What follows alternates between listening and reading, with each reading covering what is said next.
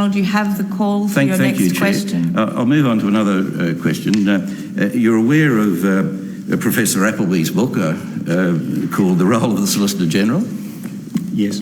Now, Professor Appleby, I think, just by the way, is a very good friend of your daughter. She told us in evidence the other day. That's by the way. But can I just quote to you from her book, The Role of the Solicitor General? It says, some former Attorney Generals indicated they were willing to seek alternative legal opinions where they disagreed with the Solicitor General's advice. Mark Dreyfus indicated that the Solicitor General's advice was given high status when in government, higher than the advice of the Australian Government Solicitor or from the private bar. Nonetheless, he would occasionally seek another legal opinion. He would explain that he might seek another opinion or on particularly important issues, and then he says, or two or three. Perhaps I might feel needed to outweigh the Solicitor General's advice. And I've done that, and I would do it again, because despite the fact that I say that the Solicitor General has got higher status, she or he is still just a barrister. Is the Solicitor General, you were there during Mr.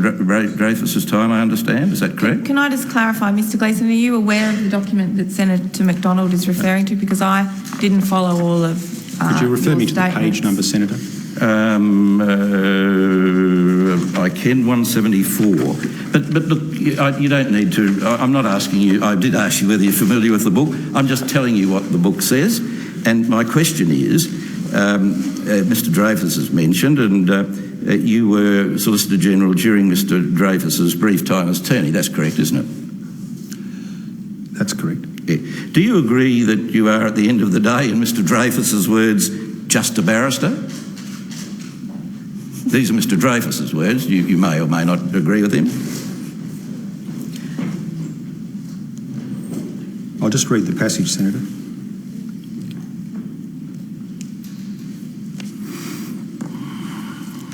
I think you'll find it doesn't say anything about ignoring the Solicitor General altogether and not seeking his advice. Chair, could I raise a point before I answer that question? Yes, thank you, Mr. Gleeson.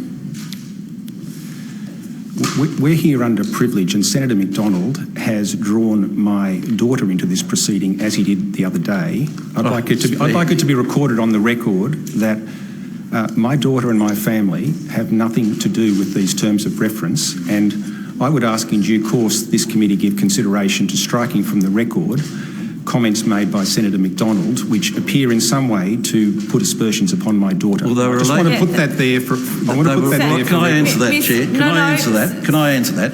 They were put to Professor Appleby, who was giving evidence as an independent witness just the other day.